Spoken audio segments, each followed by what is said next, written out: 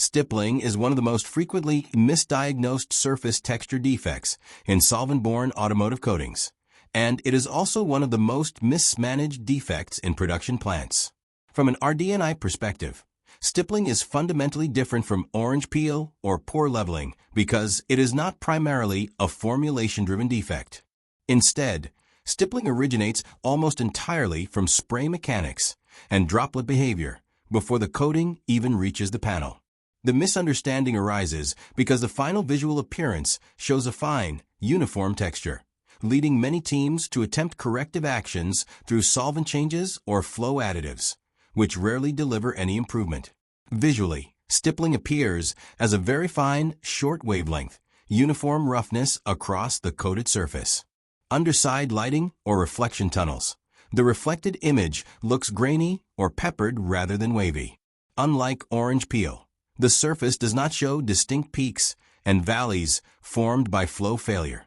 Instead, the texture is made up of partially coalesced droplets that never fully merged into a continuous film.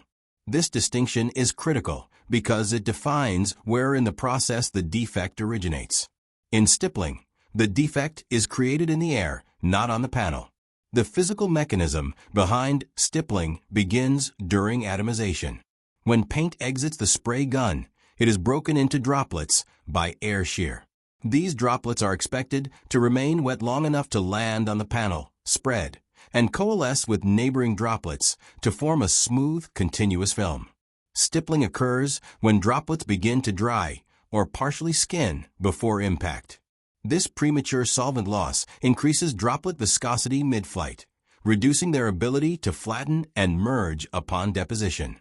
Once these semi-dried droplets hit the panel, they retain their individual shape, creating a frozen microtexture that surface tension can no longer eliminate.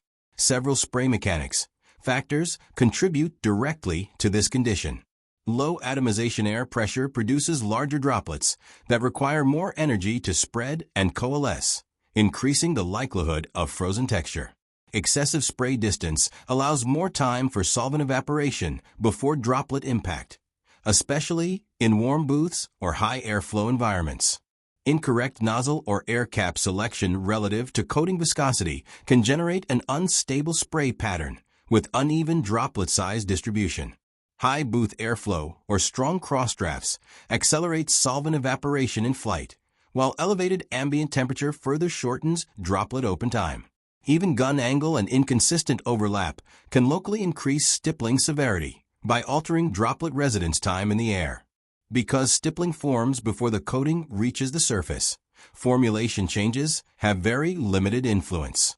Solvent blend adjustments may slightly extend droplet wetness, but they cannot compensate for fundamentally incorrect spray conditions.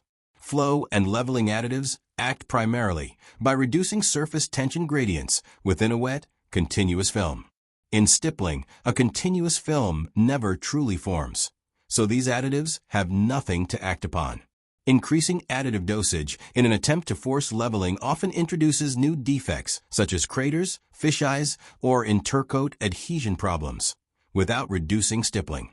From an OEM RD&I standpoint, this is a classic example of applying the wrong corrective lever to the wrong defect family. Flash-off time also has minimal influence on stippling formation. Since the defect is already locked into the surface at the moment of deposition, extending flash-off does not restore droplet coalescence. Similarly, bake profile adjustments cannot correct stippling once it is present. This explains why plants often observe stippling consistently across shifts and batches, despite multiple formulation or curing changes, until spray parameters are addressed. Film thickness plays a secondary role. Extremely thin films may exaggerate stippling because there is insufficient material to promote droplet merging, while thicker films can sometimes partially mask mild stippling through gravity-assisted flow. However, relying on increased film build to hide stippling is not a sustainable or acceptable solution in OEM environments, as it creates risks for sagging, solvent popping, and durability issues. Proper viscosity control is important, but again, viscosity must be matched to spray equipment and atomization conditions rather than treated as a standalone variable. OEM troubleshooting of stippling follows a fundamentally different logic than texture defects driven by flow failure. The first step is to observe the spray pattern itself, not just the coated panel. Atomization quality, fan uniformity, and droplet fineness must be evaluated. Air pressure and air volume at the gun should be verified against specifications, accounting for pressure losses through hoses and regulators. Spray distance and gun speed must be checked for consistency across operators and robots. Nozzle and air cap selection must match the coating's viscosity and solids content. Booth airflow patterns should be reviewed to identify excessive air velocity or cross-flow near the spray zone. Only after spray mechanics are stabilized should minor formulation fine-tuning be considered, and even then, expectations must remain realistic. Once cured, stippling cannot be chemically corrected. Mechanical abrasion through sanding and polishing is often the only viable repair for high-gloss systems. In severe cases, full reapplication is required after correcting spray parameters. This reinforces an important RD&I principle. Defects created before film formation cannot be fixed after film formation. Understanding this boundary saves time, material, and frustration on the plant floor. Stippling, therefore, serves as a clear example of why separating defect families is essential. While orange peel and poor leveling point toward flow and solvent balance issues, stippling points directly to atomization and application mechanics. Confusing these categories leads to ineffective corrective actions and repeated quality failures. When diagnosed correctly, stippling is one of the fastest defects to eliminate, provided the focus shifts from formulation to spray process control.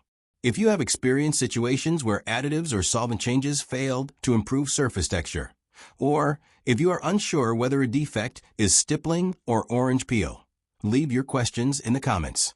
Future episodes will address these plant floor cases with clear diagnostic methods and OEM-level corrective strategies.